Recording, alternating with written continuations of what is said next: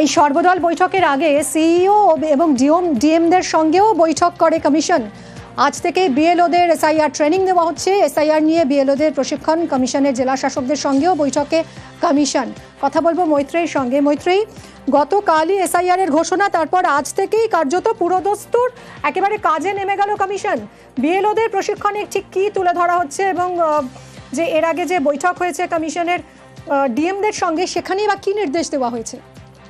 দেখো, আজকের তারিখ থেকে অর্থাৎ আজকে 28শে অক্টোবর থেকে 3রা নভেম্বর পর্যন্ত বিভিন্ন যে সমস্ত সরকারি কর্মীরা যুক্ত হবেন এই এসআইআর প্রক্রিয়ার সঙ্গে, তাদের ট্রেনিং এর জন্য ধার্য করা হয়েছে। ফলে তাদের যে বিভিন্ন প্রশ্ন রয়েছে, তারা কিভাবে ম্যাচিং করাবেন, কিভাবে বিএলও এবং ইআরও এবং এই ইআরওরা তাদের কি কি ভূমিকা থাকবে, কোনো জায়গায় ভোটারদের যদি কোনো ডাউট থাকে সেটা তারা কিভাবে সমাধান করবেন, এই ধরনেরই বিভিন্ন প্রশ্নের জবাব এবং এই ধরনেরই বিভিন্ন প্রশিক্ষণ ভিডিও কনফারেন্সিং এর মাধ্যমে পশ্চিমবঙ্গ সহ 12 রাজ্যের যারা বিভিন্ন স্তরের কর্মীরা রয়েছেন তাদের সঙ্গে শুরু করা হয়েছে আজকে জাতীয় নির্বাচন কমিশনের তরফে।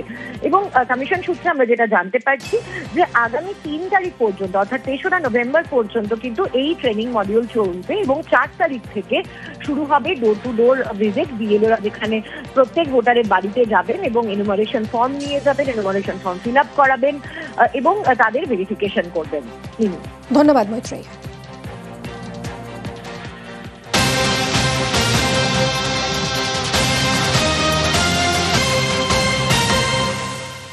ভোটমুখে পশ্চিমবঙ্গে আজ থেকে এসআইআর গতকালই ঘোষণা করে দিয়েছে নির্বাচন কমিশন। 9ই ডিসেম্বর খসড়া ভোটার তালিকা প্রকাশ করবে কমিশন। এসআইআর এর কাজ শেষ হবে 31শে জানুয়ারি, আর 7ই ফেব্রুয়ারি চূড়ান্ত ভোটার তালিকা প্রকাশ।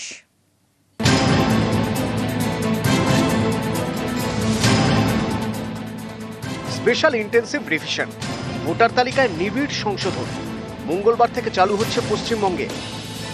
पिछले एसआईआर की मतदाता सूची से मैनुअल भी और तकनीकी तरीके से भी दोनों स्तरों पर मिलान का कार्य लगभग पूरा कर लिया गया है और इसके तैयारी के आधार पर अब चयनित राज्यों में एसआईआर का दूसरा चरण प्रारंभ किया जाएगा।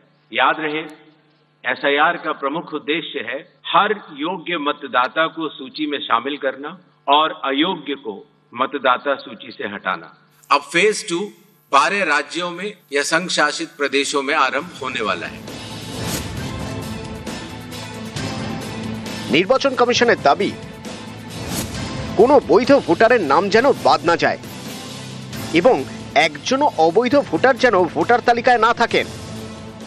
माइग्रेशन के साथ साथ कई बार एक से जगह ज्यादा रजिस्टर होने वाले वोटर्स, डेथ होने के बाद भी उसका नाम न हटाया जाना, गलती से किसी भी विदेशी नागरिक का नाम मतदाता सूची में आ जाना, इन चारों कारणों की वजह से चुनाव आयोग ने निर्णय लिया कि पूरे देश में चरणबद्ध तरीके से एसआईआर कराया जाए। বুথ লেভেল অফিসাররা গণনা পত্র নিয়ে বাড়ি বাড়ি যাবেন, তথ্য পূরণ করতে হবে ভোটারদের। बीएलओज बूथ लेवल ऑफिसर्स एसआईआर की प्रमुख कड़ी होते हैं।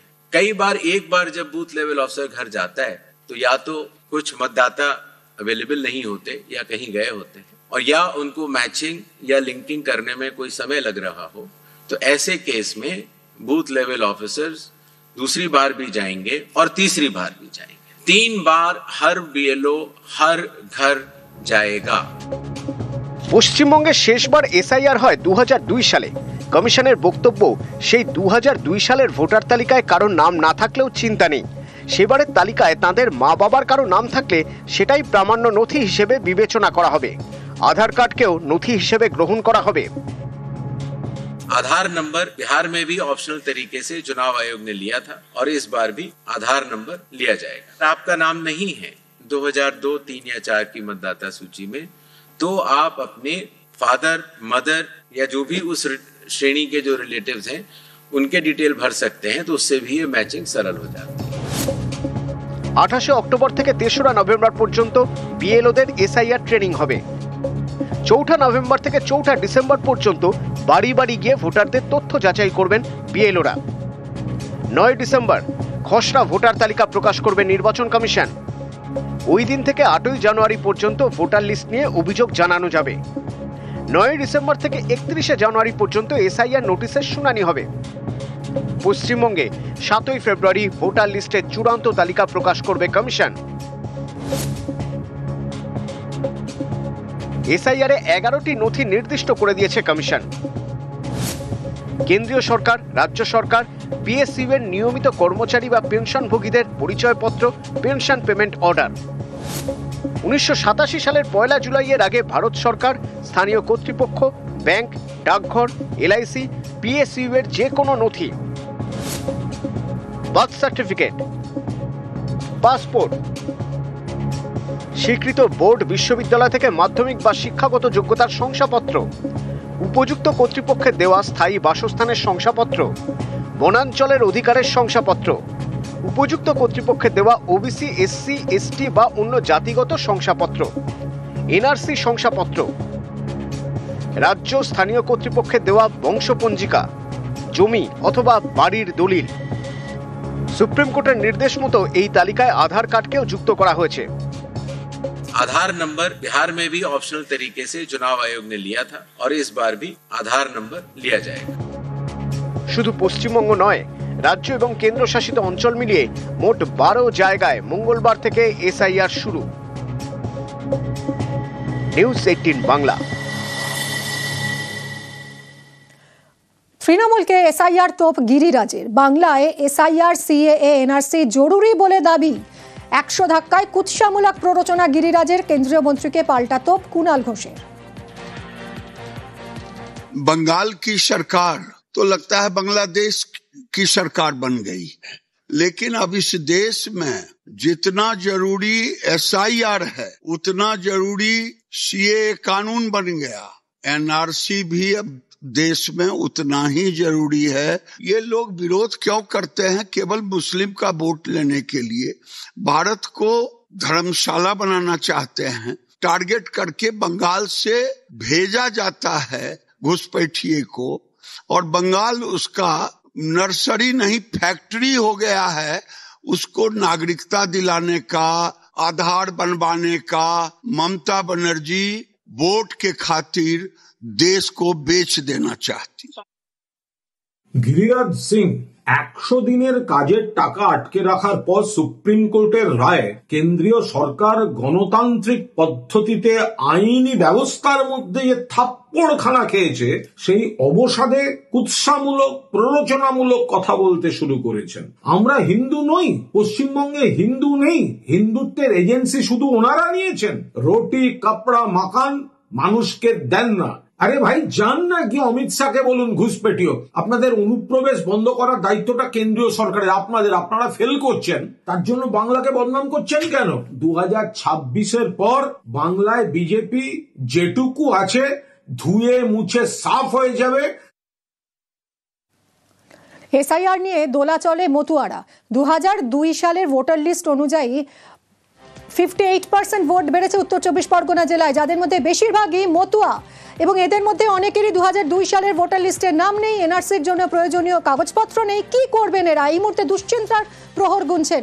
কথা বলবো অনিরুদ্ধর সঙ্গে। অনিরুদ্ধ, কি ভাবছেন এই মতুয়ারা?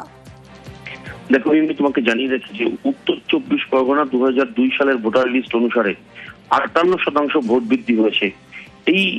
এই সীমান্তবর্তী জেলায় এই 58%-এর মধ্যে অনেকাংশের মতুয়া রয়েছে, এবং এই মতুয়াদের মধ্যে একটা দ্বিধাদ্বন্দ্ব তৈরি হয়েছে। মতুয়ারা রীতিমতন চিন্তিত, কারণ 2002 সালের যে ভোটার তালিকা, সেই ভোটার তালিকায় অনেক মতুয়া সম্প্রদায়ের ভোট নেই, এবং তারা পরবর্তীতে এসে ভোট করেছে, আধার কার্ড করেছে, কিন্তু তাদের যদি ভোট কেটে দেয় তাহলে আগামী দিনে তারা কি করবে তা নিয়ে যথেষ্ট রকম চিন্তিত রয়েছে মতুয়া সমাজ। দেবী, ধন্যবাদ অনিরুদ্ধ। আমি তো আসছি রাজীব গান্ধী যে বছর মারা গেল তার আগের বছর, যখন ইলেকশন আসে তখনই ওরা জমা করে, কাগজপত্র নেয়। বেশ কয়েকবারই করেছি। কবে ভোট হয়? কবে ভোট হয়? এই 2011-তে। তাহলে আপনারও তো ভোট কাটা যাবে। এখন কাটা গেলে তো আমার কি করণীয় আছে? আমার তো গড়ারও ক্ষমতা নেই আর কাটার ক্ষমতা নেই, চিন্তার মধ্যে আছি। নাগরিকত্বের জন্য কি আবেদন করেছেন? আমরা বাংলাদেশ থেকে আসি, বাংলাদেশের ঠিক ঠিকানা দিয়ে কোর্টে বিটে সব নিয়ে আসি। আমি জমা করতে গেছি, বলছে সে দেশের কাগজ লাগবে, সে দেশের কাগজ তো আমার নেই, আমি কোথায় পাবো? চিন্তিত আছি। ট্রেকিং যখন আসবে দেশে তখন আমি ওই দিয়ে দেবো, যদি গ্রহণ করে আমাকে করলো, না করলে আর আমার করণীয় কিছু নেই। আপনারা মতুয়ারা কি আতঙ্কিত? আতঙ্কিত সবাই। আমরা অবশ্যই দ্বিধাদ্বন্দ্বে আছি। আসলে এতে তো মানুষের খাওয়া ঘুম নাই, এই টেনশনে। একে বাংলাদেশ থেকে বাবার সম্পত্তি ছেড়ে আমরা এই দেশে এসেছি, এখন বিজেপি চাইছেই তো যে বিশেষ করে মতোরা নিধন হোক। বলবো যে সব থেকে বেশি যদি ক্ষতিগ্রস্ত সেটা মতোরাই সব থেকে বেশি ক্ষতিগ্রস্ত হবে। শান্তনু ঠাকুর তো বারবার করছে এতদিন ধরে 14 থেকে কেন দিতে পারেনি, কটা মানুষকে ও নাগরিকত্ব দিয়েছে, কটা মতুয়াকে দিয়েছে, যারা বিজেপির ঝান্ডা বয়ে বেড়াচ্ছে যে মতুয়ারা তাদের কটা দিয়েছে। আমরা 2 তারিখে মিটিং আমরা ডেকে দিয়েছি অল ইন্ডিয়া মতো মহাসংঘর, সেই দিনকে সিদ্ধান্ত হবে। একটা ডকুমেন্টস আর জীবনে কোনোদিন এরা করতে পারবে না, কখনো সম্ভবই না। আমরা যদি কেটে দেয় ফিরে আবার নির্বাচন কমিশন দেবে নাকি আমাদের? এটা একটা রক্তক্ষয়ী একটা আন্দোলন হবে আগামীতে। যারা ভোট দিচ্ছে তাদের যদি ভোট কেটে দেয় তাহলে আন্দোলন হবে।